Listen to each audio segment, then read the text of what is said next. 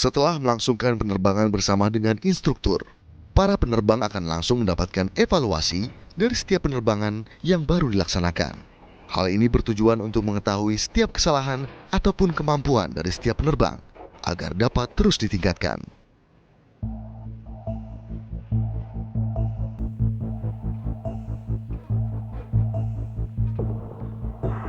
Oke, hari ini kita sudah selesai melaksanakan 2v2 ACT. Kalau tadi saya melihat BVR konsep tidak ada masalah. Sekarang yang menjadi permasalahan adalah bagaimana kita melaksanakan 1 versus 1 BFM. BFM konsep yang ada masalah. Step-step untuk melaksanakan BFM itu sendiri. Yang pertama, kita harus mampu melihat dan melaksanakan lead turn. Yang kedua, setelah melaksanakan lead turn, pertahankan radius and rate of turn. Sehingga kita dapat sebuah advantage dari sebuah posisi. Kemudian dari posisi tersebut kita melihat apa yang dilaksanakan oleh bandit. Paksa bandit untuk melaksanakan error. Ketika dia melaksanakan error, kita melaksanakan weapon. Disiplin juga dibentuk dengan tidak mentolerir sedikit pun kesalahan yang telah diperbuat. Setiap kesalahan harus menjadi lesson learned bagi seorang penerbang. Dan hukuman ataupun punishment menjadi sebuah alat untuk mengingatkan kembali akan kesalahan ataupun prosedur yang telah kita buat.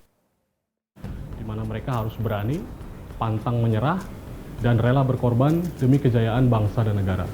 Pengorbanan tersebut tidak hanya harta benda, bahkan jiwa dan raganya. Yang kedua, penerbang Sukhoi harus profesional, artinya mereka harus memiliki disiplin yang tinggi, kemudian kesemaptaan jasmani yang baik, dan juga mampu ataupun mahir mengoperasikan alat utama sistem senjata pesawat Sukhoi, baik untuk misi perang ataupun misi selain perang. Selain disiplin, ada pun proses yang harus dilalui oleh para penerbang Sukhoi yang ada di Skuadron 11. Sejumlah kualifikasi dan proses harus dilalui dengan seksama oleh para calon penerbang. Kualifikasi adalah tingkatan kemampuan dan kewenangan penerbang. Tentu semakin tinggi kualifikasi, akan semakin tinggi kemampuannya.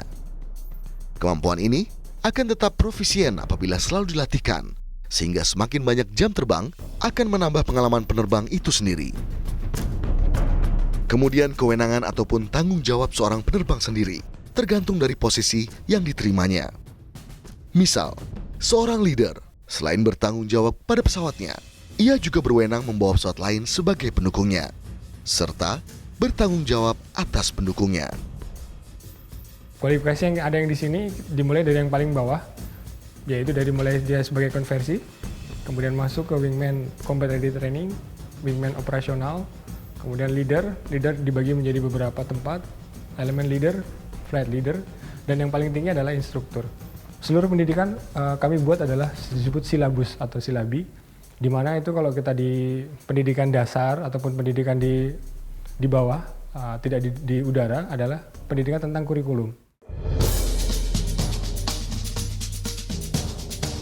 Pendidikan dan latihan terbagi menjadi dua bagian besar, yaitu pendidikan di kelas atau sering disebut binang kelas, dan pendidikan saat terbang atau sering disebut bina terbang.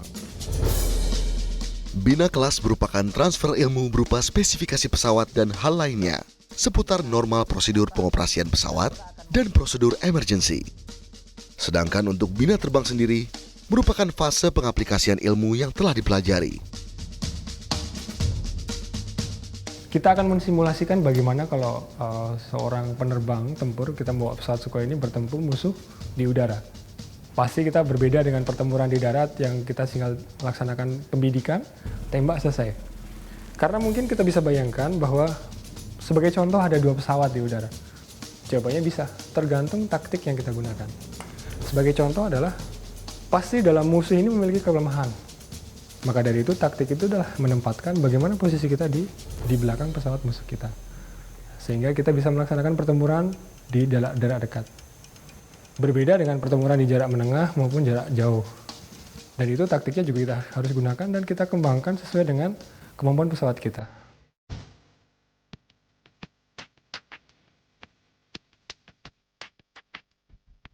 Selain pelatihan yang harus dipelajari oleh para penerbang, yakni pentingnya sinergi antara penerbang dan ground crew.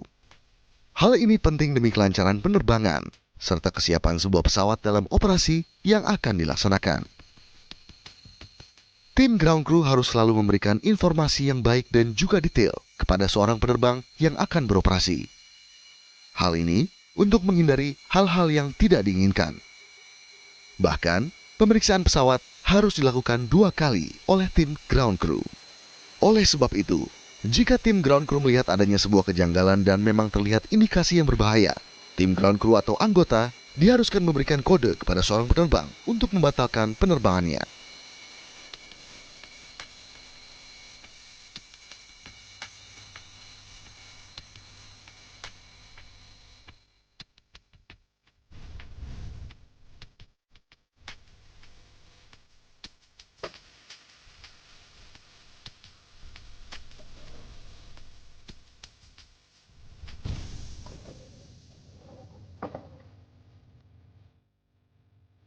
Kenapa? Izin Pak, di bawah ada bau-bau Pak. Tapi nggak ada yang ngefek itu. Siap, kelihatannya ada bau gosong Pak sama asap. Nanti kita cross check lagi Pak. Selain kamu ada yang lihat nggak? Siap, nggak ada Pak. Nanti coba cek dulu di bawah. Siap, nanti saya cek Pak.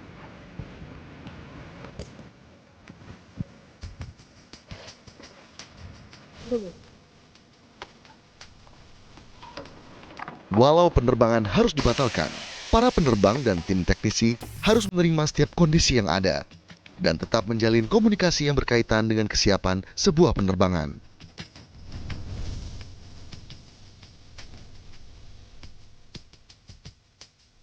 Praka Jumari sendiri merupakan seorang ground crew yang terus berkontribusi dalam pemeriksaan setiap kondisi pesawat setiap akan melaksanakan penerbangan.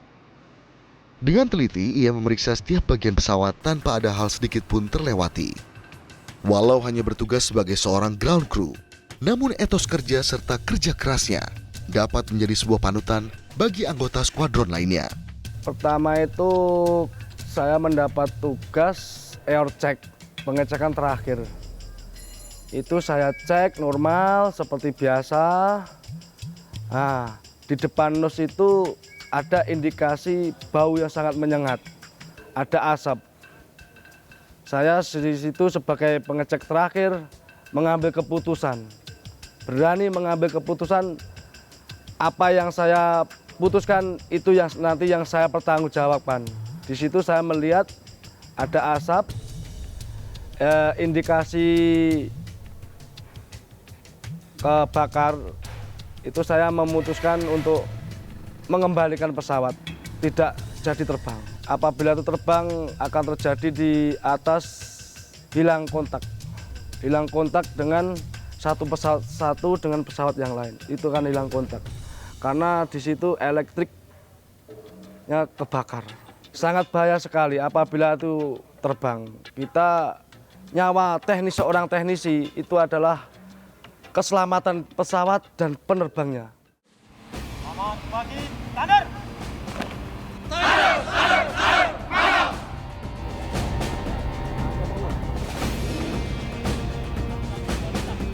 Demi menghasilkan prajurit yang baik dan menjunjung tinggi profesionalisme, Skuadron 11 berikan sejumlah penghargaan kepada setiap anggotanya. Dengan adanya apresiasi dan juga punishment ini, dapat memacu anggota lainnya agar dapat berusaha lebih giat lagi, serta dapat menjunjung tinggi profesionalisme mereka.